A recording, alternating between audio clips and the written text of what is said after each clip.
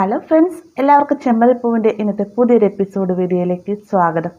അപ്പോൾ നമ്മുടെ ശരത്തിനെ കാണാനായിട്ട് സച്ചി ചെല്ലുന്ന സമയത്ത് വളരെ മോശമായ രീതിയിൽ തന്നെയാണല്ലോ ശരത്ത് പെരുമാറുന്നത്. പണം മാത്രമാണ് എല്ലാം എന്നാണ് നമ്മുടെ ശരത്ത് വാദിക്കുന്നത്.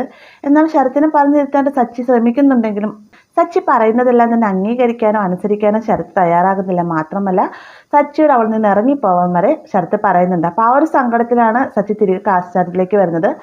അതിനുശേഷം മദ്യപിക്കാൻ തുടങ്ങുന്ന സമയത്താണ് ഈ ഒരു കാഴ്ച കണ്ടുകൊണ്ട് മഹേഷ് അങ്ങോട്ടേക്ക് വരുന്നതും മഹേഷ് സച്ചി തടഞ്ഞു നിർത്താൻ ശ്രമിക്കുന്നതും. ഈ ഒരു സമയത്ത് അവിടെ ഉണ്ടായ കാര്യങ്ങളെല്ലാം തന്നെ സച്ചി തുറന്നു പറയാനുള്ള അവൻ വളരെ മോശമായ രീതിയിലാണ് എന്നോട് പെരുമാറിയതെന്നൊക്കെ മഹേഷിനോടായിട്ട് തുറന്നു പറയുന്നൊക്കെ ഉണ്ട്. അപ്പോൾ ആ ഒരു ഭാഗത്തോടെയായിരുന്നു ഇന്നലത്തെ എപ്പിസോഡ് അവസാനിക്കുന്നത്. അതിനുശേഷം സച്ചി മഹേഷിനോടായിട്ട് പറയുന്നുണ്ട്, എടാ മഹേഷെ, നമുക്കും ഇഷ്ടംപോലെ പണത്തിന്റെ ആവശ്യമൊക്കെ ഇല്ല എന്നും പറഞ്ഞുകൊണ്ട് അവൻ ചെയ്യുന്ന പോലെ മോഷ്ടിക്കാനോ പിടിച്ചു പറിക്കാനോ ഒന്നും നമ്മൾ പോകുന്നില്ല. അതെല്ലാം ഞാൻ അവനെ പറഞ്ഞു തിരുത്താനായിട്ട് ശ്രമിച്ചു എന്നൊക്കെ പറയുന്ന സമയത്ത് മഹേഷ് ചോദിക്കുന്നുണ്ട്, എന്നിട്ട് അവൻ എന്താ പറഞ്ഞത് എന്ന് ചോദിക്കുന്ന സമയത്ത് അവൻ എന്താ പറഞ്ഞതെന്നോ, അവൻ പറഞ്ഞത് കേട്ട് കഴിഞ്ഞാൽ അവൻ്റെ രണ്ട് കൈയും കാലും തല്ലുപിടിച്ചിടാൻ തോന്നും എന്നൊക്കെ എന്നെ ദേഷ്യപ്പെട്ട് സംസാരിക്കേണ്ട സച്ചി. ഇത് കേൾക്കുന്ന സമയത്ത് മഹേഷ് പറയുന്നുണ്ട്, ഇത് തന്നെ നിന്റെ പ്രശ്നം, നീ നിന്റെ ദേഷ്യം നടക്ക്, നീ ആദ്യം കാര്യങ്ങൾ എന്താണെന്ന് വ്യക്തമായിട്ട് പറഞ്ഞു, നിനക്ക് അവനെ പറഞ്ഞ് മനസ്സിലാക്കാവുന്നേ ഉള്ളൂ എന്നൊക്കെ മഹേഷ് പറഞ്ഞ സമയത്ത്, എടാ മഹേഷ്, നീ വിചാരിക്കുന്ന പോലെ ഒന്നുമല്ല, അവൻ പണ്ടത്തെ ആളൊന്നുമല്ല. അവൻ എൻ്റെ മുഖത്ത് നോക്കി ചോദിച്ചു, എൻ്റെ ചേച്ചിയെ നോക്കാൻ, എൻ്റെ ചേച്ചിയെ ആഗ്രഹിച്ച കാര്യങ്ങൾ നടത്തിത്തരാൻ പോലും നിങ്ങൾക്ക് കഴിവില്ലാതായി പോയല്ലോ എന്നൊക്കെ എൻ്റെ മുഖത്ത് നോക്കി സംസാരിച്ച് മഹേഷ് എന്നൊക്കെ പറഞ്ഞുകൊണ്ട് സച്ചി ആകെ സങ്കടപ്പെടട്ടെ. മാത്രമല്ല കൂട്ടത്തിൽ തന്നെ മദ്യപിക്കുകയും ചെയ്യുന്നുണ്ട്. അതിനുശേഷം പറയുകയാണ്, എടാ മഹേഷെ, ഇന്നത്തെ കാലത്ത് ആരെയും നോക്കാതെ സ്വാർത്ഥരായിട്ട് ജീവിക്കുക, പക്ഷെ എന്നെ കൊണ്ട് അത് സാധിക്കുന്നില്ലടേ, എനിക്ക് എല്ലാവരും വേണം, എല്ലാവരും സന്തോഷത്തോടു കൂടി ജീവിക്കണം എന്നൊക്കെ സച്ചി പറയുകയാണ്. സച്ചിയുടെ സംസാരം കേൾക്കുമ്പോഴത്തേക്കും മഹേഷിനും ഭയങ്കര സങ്കടമാവുന്നുണ്ട്. മഹേഷിനെ സമാധാനിപ്പിക്കാൻ ശ്രമിക്കുന്നുണ്ടെങ്കിലും സച്ചി അതിലൊന്നും തന്നെ ഒതുങ്ങുന്നില്ല കേട്ടോ. സച്ചി വീണ്ടും പറയുകയാണ്, എടാ, ഞാൻ അവൻ എൻ്റെ സ്വന്തം അനിയനെ പോലെയാണ് കണ്ടത്, പക്ഷെ ഇന്ന് ഹോസ്പിറ്റലിൽ ചെന്ന സമയത്ത് എനിക്ക് മനസ്സിലായി, അവനൊരിക്കലും എന്നൊരു സ്വന്തം ചേട്ടനെ പോലെ കണ്ടിട്ടില്ല. അതേ രീതിക്ക് അവൻ ഹോസ്പിറ്റലിൽ നിന്ന് എന്നോട് ഇറങ്ങിപ്പോവാൻ വരാൻ പറഞ്ഞു. പാവ എൻ്റെ രേവതി, എന്തൊക്കെ സ്വപ്നങ്ങൾ അവനെക്കുറിച്ച് ഉള്ളതെന്നറിയാമോ? ഇതൊക്കെ നശിപ്പിച്ചിട്ടാണ് അവൻ അങ്ങനെ നടക്കുന്നത്. ഞാനിതൊക്കെ തുറന്നു പറഞ്ഞു, അവനോട് ചേച്ചിയുടെ അമ്മയുടെ അവസ്ഥയൊക്കെ പറഞ്ഞിട്ടും അതൊന്നും ഉൾക്കൊള്ളാൻ പോലും അവൻ തയ്യാറാവുന്നില്ല. അവന് വലുത് ആന്റണിയാണ് എന്നൊക്കെ ഇങ്ങനെ സച്ചി പറയുകയാണ്. അതിനുശേഷം ഓരോരോ കാര്യങ്ങൾ, അതായത് തൻ്റെ ഉള്ളിലുള്ള സങ്കടങ്ങളെല്ലാം തന്നെ മഹേഷിനോട് തുറന്നു പറഞ്ഞിട്ട് സച്ചി ആ മദ്യലഹരയിൽ അവിടെ കിടക്കുവാണ് കേട്ടോ. മഹേഷാണ് പ്രത്യേകിച്ച് ഒന്നും തന്നെ പറയുന്നത്. കാരണം എന്ത് പറഞ്ഞാലും സച്ചിയെ തന്നെ കൊണ്ട് സമാധാനിപ്പിക്കാൻ പറ്റില്ല എന്ന് മനസ്സിലാക്കിക്കൊണ്ട് തന്നെ മഹേഷ് അവിടെ നിന്ന് പോവുകയാണ്. പിന്നീട് കാണിക്കുന്നത് ഹോസ്പിറ്റലാണ്. ഹോസ്പിറ്റലിൽ അമ്മയും രേണുവും ശരത്തും കൂടി സംസാരിച്ചുകൊണ്ടിരിക്കുന്നതിൻ്റെ ഇടയിൽ ശരത്ത് പറയുന്നുണ്ട്, അമ്മ, എനിക്ക് ഭയങ്കരമായിട്ട് വിശക്കുന്നു, നിങ്ങളൊന്നും കഴിച്ചില്ല, നിങ്ങൾ പോയി കഴിച്ചിട്ട് വാ, എനിക്കുള്ള ഭക്ഷണം മേടിച്ചിട്ട് ഇങ്ങോട്ട് വന്നാൽ മതി എന്ന് പറയുമ്പോഴത്തേക്കും, ഇവിടെ വേറെ ആരും ഇല്ലല്ലോ മോനെ, ഡോക്ടർ വന്നു കഴിഞ്ഞാൽ എന്ന് ലക്ഷ്മി ചോദിക്കുന്ന സമയത്ത്, അതിനെന്താ അമ്മ, ചേച്ചി അവിടെ നിന്ന് പുറപ്പെട്ടു എന്നല്ല പറഞ്ഞത്, ചേച്ചി ഇപ്പം തന്നെ എത്തിക്കോളൂ, അമ്മ പോയി ഭക്ഷണം കഴിച്ചിട്ട് വായെന്ന് പറഞ്ഞുകൊണ്ട് രേണുവിനെ അമ്മയും അവിടെ നിന്ന് നിർബന്ധിച്ചതിനെ പറഞ്ഞു വിടുകയാണ് കേട്ടോ. അതിന് കാരണം മറ്റൊന്നുമല്ല, സച്ചി ഇവിടെ വന്നതും സച്ചി തന്നോട് പറഞ്ഞതുമായിട്ടുള്ള കാര്യങ്ങളെല്ലാം തന്നെ ആന്റണിയെ വിളിച്ചൊന്ന് ശരത്തിനെ പറയണം, അതിന് വേണ്ടിയിട്ടാണ് അവരവിടെ നിന്ന് ഒഴിവാക്കി വിടുന്നത്. അമ്മയും രേണുവും പോയി തൊട്ട് പിറകുന്ന തന്നെ ശരത്ത് ആന്റണിയെ വിളിക്കുക കേട്ടോ.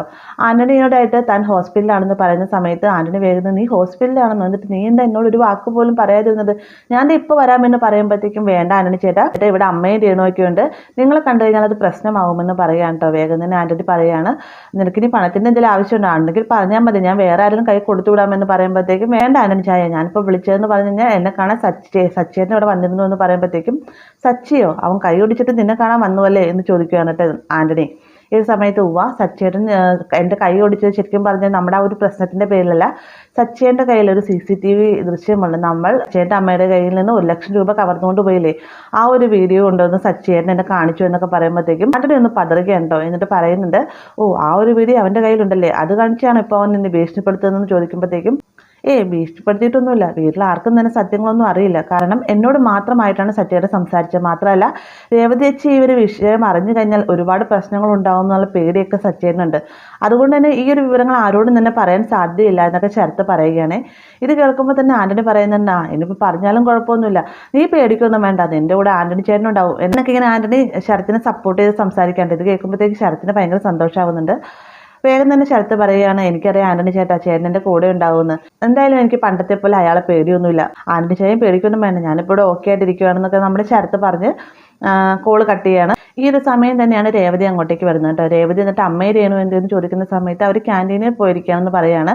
വേദന ഞാൻ ഡോക്ടറെ കണ്ടിട്ട് വരാമെന്നും പറഞ്ഞുകൊണ്ട് രേവതി അവിടുന്ന് പോവുകയും ചെയ്യും കേട്ടോ. ഡോക്ടറെ അടുത്തേക്ക് ചെന്നതിന് ശേഷം ശരത്തിന്റെ ഇപ്പോഴത്തെ കണ്ടീഷനും മറ്റുമൊക്കെ രേവതി ചോദിച്ചറിയുമ്പോഴത്തേക്കും ശരത്തിന് എന്തായാലും ഒരു ഓപ്പറേഷൻ വേണ്ടി വരും, 30,000 രൂപയുടെ അടുത്ത് ചെലവുണ്ട് എന്ന് പറയുമ്പോഴത്തേക്കും 30,000 രൂപയോ ഡോക്ടർ, എൻ്റെ കയ്യിൽ അതില്ല, എൻ്റെ കയ്യിൽ ഇപ്പോൾ 10,000 രൂപയുള്ളൂ, ബാക്കി പണം ഞാൻ ശരത്തിനെ ഇവിടെ ഡിസ്ചാർജ് ചെയ്യുന്നതിന് മുന്നേ തന്നെ അടച്ചേക്കാമെന്നൊക്കെ രേവതി പറയാം കേട്ടോ. ഡോക്ടറാണെങ്കിൽ ഇവരുടെ നിസ്സഹായാവസ്ഥ കണ്ടുകൊണ്ട് തന്നെ സമ്മതിക്കുകയും ചെയ്യുന്നുണ്ട്. അതിനുശേഷം ഡോക്ടർ പറയുകയാണ് എന്തായാലും ശരത്ത് ബൈക്കിൽ നിന്ന് വീണതല്ല എന്നുള്ള കാര്യം തീർച്ചയാണ് എന്ന് പറയുമ്പോഴത്തേക്കും അതെന്താ ഡോക്ടർ അങ്ങനെ പറഞ്ഞത് എന്ന് രേവതി ചോദിക്കുകയാണ്. കാരണം മറ്റൊന്നുമല്ല, കൈയുടെ ഷോൾഡറിനും ജോയിന്റിനും മാത്രമാണ് ശരത്തിന് പരുക്കുള്ളൂ. അങ്ങനെ ബൈക്കിൽ നിന്ന് വീണതാണെങ്കിൽ എവിടെയെങ്കിലും എന്തെങ്കിലും ഒരു സ്ക്രാച്ച് ഉണ്ടായേനെ. ഇതൊന്നുമില്ലാതെ കൈക്ക് മാത്രം അപകടം പറ്റിയതാണെങ്കിൽ അവൻ ആരോ ആയിട്ട് അടിപിടി കൂടാൻ പോയിട്ടുണ്ട്, അവന്റെ കൈ ആരോ ബലമായി പുറകിലേക്ക് തിരിച്ചു ഒടിച്ചതാണ് എന്നൊക്കെ ഡോക്ടർ പറയുമ്പോഴത്തേക്കും രേവതി ആകെ ഞെട്ടിത്തിരിച്ച് നിൽക്കാണ്ട്. എന്നിട്ട് ഡോക്ടറോടായിട്ട് പറയുന്നുണ്ട്, ഡോക്ടർ അവന് പണ്ടത്തെ പോലൊന്നുമല്ല, നന്നായിട്ട് പഠിക്കുന്നുണ്ട്, പിന്നെ ഇപ്പം എന്ത് സംഭവിച്ചെന്നൊന്നും അറിയില്ല എന്നൊക്കെ പറയുമ്പോഴത്തേക്കും അതൊന്നും എനിക്കറിയില്ല, പക്ഷേ ശരത്തിന്റെ കൈ ആരോ ബലമായിട്ട് ഒടിച്ചതാണെന്ന് ഡോക്ടർ തറപ്പിച്ചതിനെ പറയാം കേട്ടോ. പിന്നീട് കാണിക്കുന്ന സർജറി കഴിഞ്ഞതിന് ശേഷം ശരത്തിനെ കൊണ്ട് റൂമിലേക്ക് വരികയാണ്. അമ്മയും രേണുവും കൂട്ടത്തിൽ രേവതിയും ഉണ്ട് കേട്ടോ. അപ്പോൾ സിസ്റ്റർമാരൊക്കെ പോയതിനു ശേഷം രേവതി നേരെ ശരത്തിന്റെ അടുത്ത് വന്ന് ചോദിക്കുന്നുണ്ട്, ശരത്തെ നീ ആരുടെ ബൈക്ക് എടുത്തുകൊണ്ടാണ് പോയത് എന്ന് ചോദിക്കുമ്പോഴത്തേക്കും എൻ്റെ ചേച്ചി എന്താ ഇങ്ങനെ ചോദിക്കുന്നതെന്ന് ശരത്ത് ഇങ്ങനെ പതറിയ ശബ്ദത്തോടു കൂടി തന്നെ ചോദിക്കണം. കാരണം ഇനി എല്ലാ സത്യങ്ങളും സച്ചേട്ടൻ രേവതിയോട് തുറന്നു പറഞ്ഞു കാണുമോ എന്നുള്ളൊരു പേടിയൊക്കെ നമ്മുടെ ശരത്തിന്റെ ഉള്ളിലുണ്ടാവുകയാണ് കേട്ടോ. വേഗം രേവതി പറയുന്നതാണ്, പറ നീ ആരുടെ ബൈക്ക് എടുത്തുകൊണ്ടാണ് പോയത് എന്ന് ചോദിക്കുമ്പോഴത്തേക്കും വിവേകിന്റെ ബൈക്ക് എടുത്തുകൊണ്ടാണ് പോയതെന്ന് പറയുകയാണ് ശരത്ത്. എന്നാൽ വിവേകിന്റെ നമ്പർ എങ്ങനെ, ഞാൻ അവനെന്ന് വിളിക്കട്ടെ, അവൻ ഇങ്ങോട്ടേക്ക് വരാൻ പറ, എനിക്ക് അവനെ നേരിട്ട് കാണണമെന്നൊക്കെ പറഞ്ഞുകൊണ്ട് രേവതി ഇങ്ങനെ സംസാരിച്ചുകൊണ്ടിരിക്കുകയാണ്. അപ്പോൾ എന്ത് പറഞ്ഞാലും തനിക്ക് രക്ഷയില്ല എന്ന് മനസ്സിലാക്കിക്കൊണ്ട് തന്നെ ശരത്ത്, ചേച്ചി ഞാൻ എന്ന് ശരത്ത് പറയുമ്പോഴത്തേക്കും എടി രേവതി നീ എൻ്റെ ഈ കാണിക്കുന്നു, ഓപ്പറേഷനെ കഴിഞ്ഞിട്ട് വേദനയായിട്ട് വന്നിരിക്കുന്നതാണ് എൻ്റെ മോൻ, നീ എന്തിനാ അവനിങ്ങനെ വീണ്ടും വീണ്ടും ഇങ്ങനെ വേദനിപ്പിക്കുന്നതെന്നൊക്കെ ലക്ഷ്മി ചോദിക്കുകയാണ്. ഈ ഒരു സമയത്ത് രേവതി പറയുന്നുണ്ട്, അമ്മ ഇവൻ ബൈക്കിൽ നിന്ന് വീണതൊന്നുമല്ല, ആരുടെയോ കൂടെ കൂടിച്ചേർന്ന് അടിപിടി ഉണ്ടാക്കിയിട്ടാണ് ഇവൻ്റെ കൈക്ക് ഇങ്ങനെ ഉണ്ടായത് എന്നൊക്കെ രേവതി തുറന്ന് പറയുമ്പോഴത്തേക്കും നമ്മുടെ ശരത്ത് ആകെ ഷോക്കേറ്റ് നിൽക്കുകയാണ് കേട്ടോ. പക്ഷേ രേവതിയുടെ സംസാരത്തിൽ നിന്ന് തന്നെ ശരത്തിനൊരു കാര്യം മനസ്സിലാവുകയാണ്, സത്യങ്ങളൊന്നും തന്നെ രേവതിയോട് പറഞ്ഞിട്ടില്ല എന്ന്. അതുകൊണ്ട് തന്നെ ശരത്ത് ആ നിമിഷത്തിൽ പറയുന്നുണ്ട്, ചേച്ചി ഞാനിപ്പോൾ ജോലി ചെയ്യുന്നത് ആന്റണിൻ്റെ കൂടെയാണെന്ന് പറയുമ്പോഴത്തേക്കും ഞാൻ നിന്നോട് പറഞ്ഞല്ല അവൻ്റെ കൂട്ടുകൂടി പോകരുത്, നിൻ്റെ കൈ ഒടിച്ചില്ല അവനെന്നൊക്കെ പറഞ്ഞുകൊണ്ട് രേവതി ഇങ്ങനെ ശരത്തിന് തല്ലാനൊരുങ്ങാട്ടെ. വേഗം തന്നെ അമ്മ തടഞ്ഞു നിർത്തുന്നുണ്ട്. എന്നിട്ട് ശരത്ത് പറയുന്നത്, രേവതി ചേച്ചി ആന്റണി ചേട്ടൻ ഇപ്പോൾ പണ്ടത്തെ പോലെ ഒന്നല്ല, നല്ലൊരു ബിസിനസ് തുടങ്ങിയിരിക്കുകയാണ്, അതിൻ്റെ ഡാറ്റ എൻട്രി വർക്കുകളാണ് ഞാൻ ചെയ്യുന്നത്, പിന്നെ കുറച്ച് പലിശയ്ക്ക് പണവും കൊടുക്കുന്നുണ്ട്. അങ്ങനെ പലിശയ്ക്ക് പണം കൊടുത്തത് കൂട്ടത്തിൽ സച്ചേൻ്റെ കൂട്ടുകാരൻ മഹേഷേട്ടനും ഉണ്ടായിരുന്നു എന്നൊക്കെ പറയുമ്പോഴത്തേക്കും മഹേഷാണ് നിന്റെ കൈ ഒടിച്ചതെന്ന് ലക്ഷ്മി ചോദിക്കുന്നുണ്ട്. അല്ലമ്മേ മഹേഷേനല്ല കൈ ഒടിച്ചതെന്ന് ശരത്ത് മറുപടി പറയുകയാണ്. പിന്നീട് ശരത്ത് പറയുന്നതെന്ന് പറഞ്ഞു കഴിഞ്ഞാൽ മഹേഷേനെ കാണാനായിട്ട് ആന്റണി ചേട്ടൻ്റെ കൂടെ ഞാനും പോയ സമയത്ത് ആന്റണി ചേട്ടനെ മഹേഷ് തല്ലുകയും ഈ ഒരു കാഴ്ച കണ്ടുകൊണ്ട് സച്ചേട്ടൻ അങ്ങോട്ടേക്ക് വരികയും ചെയ്തു. സച്ചേട്ടനാണ് തൻ്റെ കൈ ഒടിച്ചത് എന്ന് പറയുമ്പോഴത്തേക്കും 3 പേരും, അതായത് രേവതിയും അമ്മയും രേണുവും ഞെട്ടിത്തെറിച്ച് നിൽക്കുകയാണ് കേട്ടോ. വേഗം തന്നെ രേവതി പറയുന്നുണ്ട്, ശരത്തെ ഇനി നുണ പറയരുതെന്ന് പറയുമ്പോഴത്തേക്കും നുണയല്ല ചേച്ചി, എൻ്റെ അമ്മയാണ് സത്യം, സച്ചേട്ടനാണ് എൻ്റെ കൈ ഒടിച്ചതെന്ന് പറയുമ്പോഴത്തേക്കും രേവതിക്ക് എന്ത് പറയണമെന്നുള്ള അവസ്ഥയിലാവും. ഒരു സമയത്ത് രേണു പറയുന്നുണ്ട്, വെറുതെ അല്ല സച്ചേട്ടൻ ഇങ്ങോട്ടേക്ക് വരാത്തത് അല്ലേ, സച്ചേട്ടൻ ഇത്രയധികം ക്രൂരത ചെയ്തിട്ട് കാര്യം ഉണ്ടായിരുന്നു, സച്ചേട്ടൻ മാറിയെന്ന് പറയുന്നതൊക്കെ വെറുതെയാണെന്നൊക്കെ രേണു അങ്ങനെ ദേഷ്യപ്പെട്ട് സംസാരിക്കുകയാണ്.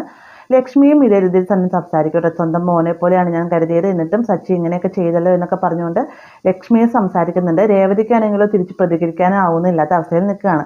അപ്പോൾ ഈ ഒരു സമയത്ത് ശരത്ത് സച്ചിയോടുള്ള ദേഷ്യം മൂവർക്കും കൂട്ടുന്നതിന് വേണ്ടിയിട്ട് ഓരോരോ കള്ളങ്ങൾ ഇങ്ങനെ പറഞ്ഞുകൊണ്ടിരിക്കുകയാണ്. കൂട്ടത്തിൽ തന്നെ പറയുന്നത്, ഞാൻ പറഞ്ഞതാണ് സച്ചിയേട്ടനോട് എൻ്റെ കൈ വിടുന്നു പറഞ്ഞ് ഞാൻ കരഞ്ഞു പറഞ്ഞു, പക്ഷേ സച്ചിയേട്ടൻ കൈ വിട്ടില്ല, സച്ചിയേട്ടൻ ഭയങ്കര മദ്യലഹരിയിലായിരുന്നു, എനിക്ക് സ്മെല്ല് കിട്ടിയെന്നൊക്കെ പറഞ്ഞുകൊണ്ട് ഓരോരോ കള്ളങ്ങൾ നമ്മുടെ സച്ചിയെ തെറ്റിദ്ധരിക്കാൻ പാകത്തിന് ശരത്ത് ഇങ്ങനെ പറഞ്ഞുകൊണ്ടിരിക്കുകയാണ് കേട്ടോ. ഇതെല്ലാം കേട്ട് ഒന്നും തന്നെ മിണ്ടാനാകാതെ അവസ്ഥയിൽ നിൽക്കുന്ന രേവതിയെ കാണിച്ചുകൊണ്ടാണ് ഇന്നത്തെ എപ്പിസോഡ് അവസാനിക്കുന്നത്. വീഡിയോ ഇഷ്ടമായി എന്ന് കരുതുന്നു. വീഡിയോ ഇഷ്ടമായി കഴിഞ്ഞാൽ ലൈക്ക് ചെയ്യാനും കൂടെ ചാനൽ സബ്സ്ക്രൈബ് ചെയ്യാനും മറക്കരുതേ.